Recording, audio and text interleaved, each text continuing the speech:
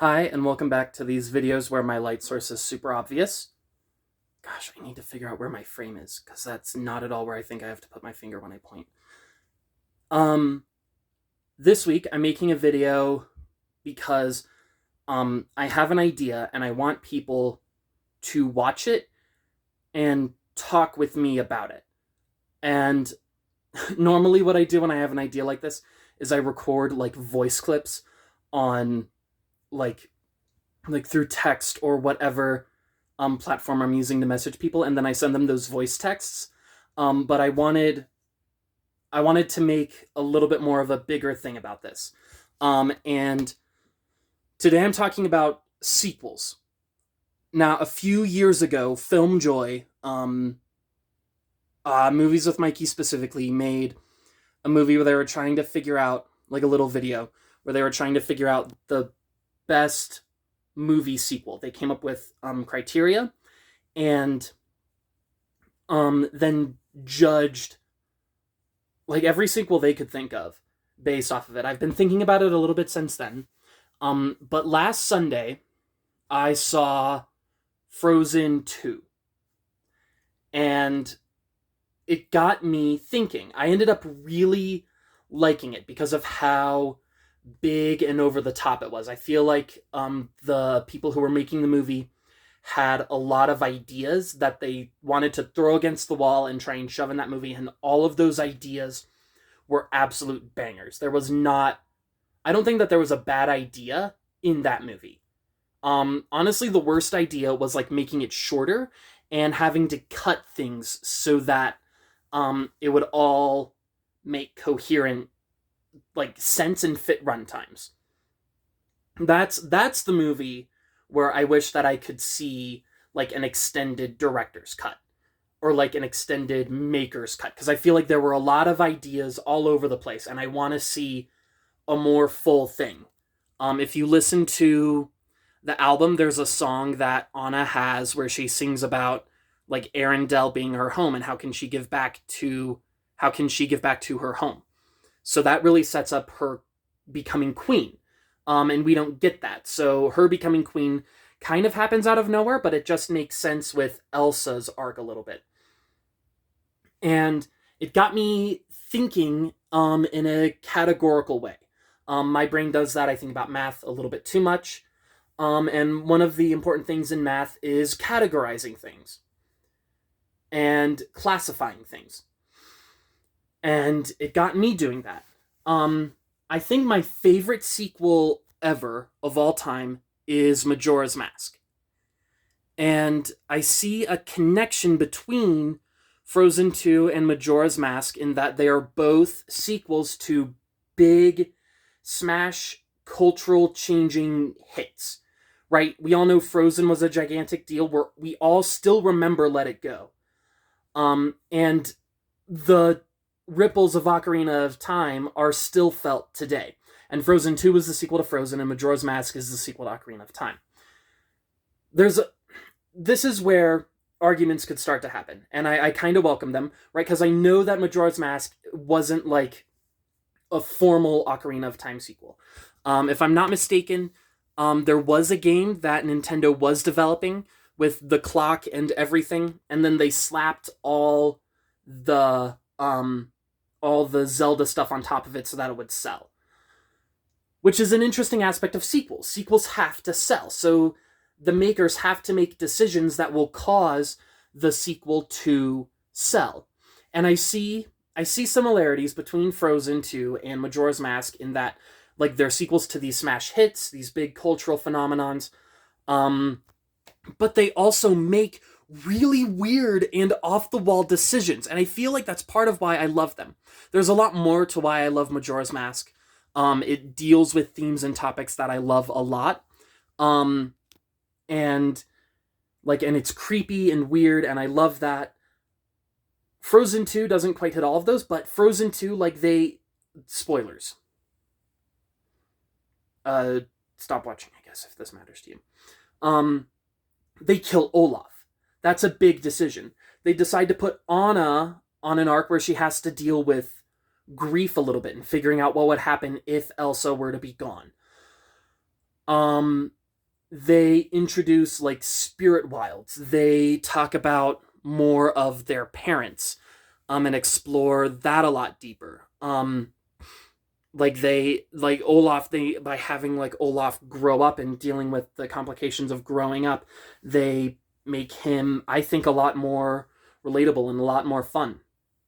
Majora's Mask had the weird clock mechanic. They deal with death and helping people move on with death a whole lot. And so I feel like both of those sequels are weird experimentation departures from the original material. And I ended up liking both of them more, which was an interesting thing, because I'm like, I wonder if I'm like actually, like if there actually are comparisons to be made. Like if I like them both because they do similar things, or if my brain is just making that connection because brains want to make connections. And so it got me thinking about different types of sequels. It got me thinking about sequels that go and they do everything but like bigger and better. And that's kind of like The Dark Knight to me. Like The Dark Knight, like everything is bigger, it's better, it's a really wonderful movie. Pikmin 2 is kind of like that too. Where it takes the original idea and they're like, all right, we've got something, we've got some wheels, let's go. Let's make a bigger and better thing. Now, naturally, all of this is subjective, right? There are people who prefer Pikmin 1 to Pikmin 2. But that's just an example, right, of like the sequel going a bit bigger, a bit better. There are sequels that are worse. There are sequels that are in a way almost complete departures. Like to me, that's like Terminator 2 and Aliens, which I know are both Joss Whedon's. This would also be something like God of War. If you count the God of War for the PS4, the Norse one, against like God of War 1, 2, and 3, the original trilogy. That's like a complete departure. There are, and this is where I really want the conversation to get started, is I want people to start talking about different types of sequels and to be thinking about these and like sequels that they like. That was kind of the point of the Movies with Mikey sequels video, where at the end he challenges people to come up with their own criteria so that they can come up with their own best sequel. And so far, and I've been trying to think of criteria for this ever since I saw the video. It's been a very tricky thing to do. I really like his criteria, but so far the best criteria I can come up with is I really enjoy the idea of sequels trying to go bigger and better. Like, okay, we just did all this stuff. How can we go bigger? And Frozen 2 does that by, like, they gave Elsa 2 big songs that could be, that, like, people call both of those Let It Go Part 2. So they like, doubled it. They killed Olaf. They gave Kristoff a big, weird, amazing ballad. And they went a lot bigger. And, like, Majora's Mask doubled down on the creepiness. The, like, eeriness, the death of that was like involved in the Zelda series before. And I don't know how valuable that criteria is of going even bigger, but it's the only one I've been able to come up with. And so I've just been thinking about different types of sequels. There are the sequels where they basically do the same thing again, but we're going to make it last a little bit longer. Things like that come to my mind are like the Marvel movies. Those are really easy. There are the sequels that are shocking, and that would be like Empire, right? Where at first it wasn't really received well, but then it ends up being argued as like the best movie in the franchise, because it's very like shocking, and it goes a little bit bigger in that regard.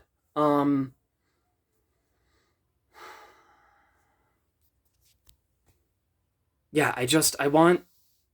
I'm really fascinated by this idea, and I would love for people who have ideas and thoughts on sequels. What makes good sequels? What makes good video game sequels? To talk about this. And really the so what between me talking about Frozen 2 and Majora's Mask is there's a really big sequel coming out next year. This year. Oh my gosh, it's this year now. It's a really big sequel to me and to a lot of people. It's not Splatoon 3. That's just a really big sequel to me. I don't feel like it's a big sequel in general. The big sequel in general is Breath of the Wild 2. Breath of the Wild was kind of like Frozen and kind of like Ocarina of Time, where it was big and game-changing and this big cultural phenomenon. And now it's getting a sequel. And I'm wondering if it's gonna be like Frozen 2 and Majora's Mask, where it's going to make decisions and departures that are going to be divisive. I have a feeling it's already going to. So many people love Breath of the Wild that in a way, if it makes any decision that is something different, it's going to be divisive. And if it just stays the same as Breath of the Wild, that's also going to be divisive, because there are fans who don't want it to be Breath of the Wild 2. Where it's just like an add-on to Breath of the Wild. Like there are fans who want more. And I want more. I want different. And so I'm just wondering like what it's going to be like. I don't know if there's a Frozen 3. After Majora's Mask came Wind Waker. And so like Breath of the Wild 2 could like kill Breath of the Wild, like as a franchise idea. It could be the last Breath of the Wild game, especially if it doesn't do well. And I'm just wondering if that's where it's going to go. And so that's really the video. Where is Breath of the Wild 2 gonna go? Is it gonna be like Majora's Mask and Frozen 2? Is it gonna be like Dark Knight? Is it gonna be like Pikmin 2? Is it gonna be like Bayonetta 2? I don't know. I'm curious. I'm very interested.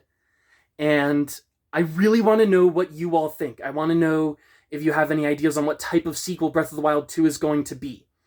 I'm fascinated by it, and I don't know. I'm thinking and I'm curious, and I want to know what all of you think. Thank you so much for watching. Please, oh my gosh, leave a comment talking about sequels. That I would be so thrilled to have this conversation. If you're watching this, then just message me, like if you know me. But if you're like an internet stranger, hi, hello, I'm Mad Dr. Walsh. I make videos on Saturdays about video games, except for this week where it's about sequels, because this idea has been like eating at me all week and I really wanted to talk about it. Thank you so much for coming. I hope your week is wonderful. Maybe I'll see you next week. I am going to make another video right after this though.